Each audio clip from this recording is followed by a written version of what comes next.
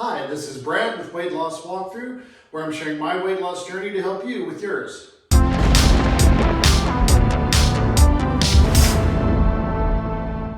Wanted to talk about a study I saw online for a trial with a new weight loss drug that seems to be helping a lot of people out, but I did want to go over it with you guys in a little more detail. The study is from the United Kingdom, and what the drug is called Semaglutide. Now, the drug is already approved for treating diabetes, but they were using it in larger doses as a weight loss drug due to its appetite suppressing properties. What they did find over the course of the trial is that the drug did provide a substantial decrease in weight versus a placebo. So in theory, yes, it sounds like a good idea, but when you're using drugs or any kind of pills for weight loss, there's also one other big thing you do need to keep in mind. Because what they did also find is that a significant amount of people who were on the trial or in the trial, once the trial was over and they were no longer receiving the semaglutide injections, did begin to start gaining the weight back, and that's because the appetite suppressing properties of the drug were no longer in effect. So they went back to their eating habits that they had before because their appetite was no longer being suppressed artificially. Now, I'm obviously not a doctor, and if you're wanting medical advice, I would definitely recommend that you do seek your own advice from your own doctor or medical professional.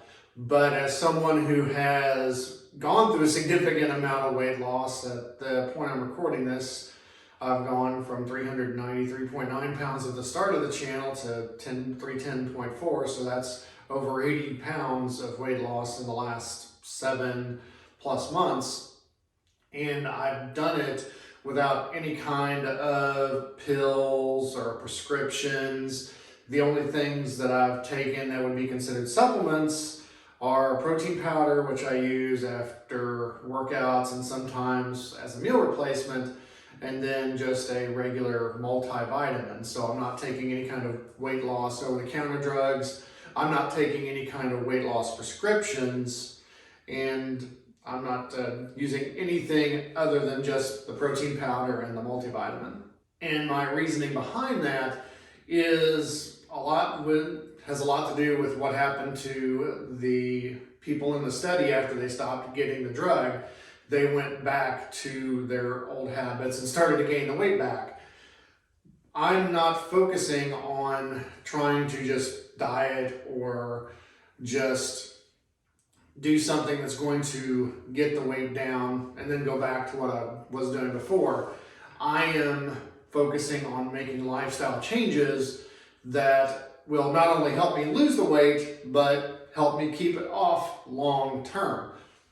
So I'm not trying to just do the quick fix and then forget everything, go back to the way I was before, because if you do that, obviously you're going to gain the weight back. I'm not looking, but doing things that I can carry forward once I get to my weight loss goals to help maintain the loss, so that way I don't put the pounds back on again. Making changes in what I eat, making changes in how much I eat, making changes in, my exercise and frequency of exercise, and all changes that are sustainable, changes that I can keep going long term, and changes that are not reliant upon any kind of medication, pill, or prescription that I have to take on a daily or weekly basis. All that being said, I did still want to talk about the study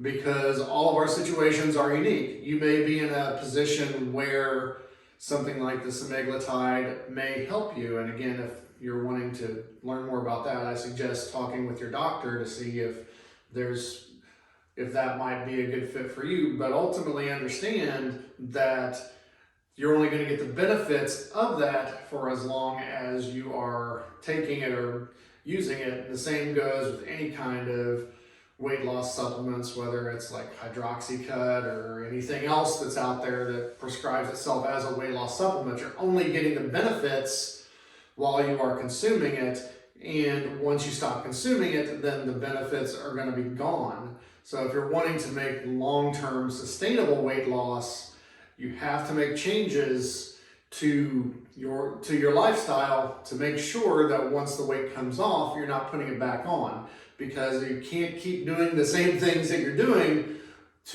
while you're gaining the weight to keep it off once it's gone. Things have to change. There is no way around that. If you change for a certain period of time, then go back to what you were doing before, the weight is going to come back, and studies show if you do wind up gaining it back, generally it's going to come back and bring some friends. And I have experienced that side of it myself as well. Definitely not fun. So in the end, just if you're on the journey, just focus on making long-term changes that you can live with. That's very important. You gotta have changes that you're comfortable with and that you can implement on a daily basis. And you're gonna have days where it doesn't work, days where where you get that craving, you want that pizza, you want the burger, you want the whatever. I have them all the time, and I have those days, but overall I'm still going down and have lost a significant amount of weight because they are few and far between. When those days come, I let them come and then just go on, get on the wagon again, go about my business. So it's not about starving yourself or denying yourself things that you want, but it is about doing things in moderation. You can't have the pizza all the time. You can't have the burgers all the time.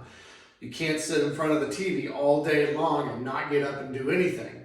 Life is all about moderation. Moderation is what leads to balance. And you have to have some kind of balance to be able to get the weight coming off and ultimately long-term keep it off. That's it for today. Thanks for tuning in, and I will see you for the next weekly recap on Sunday night, Monday morning.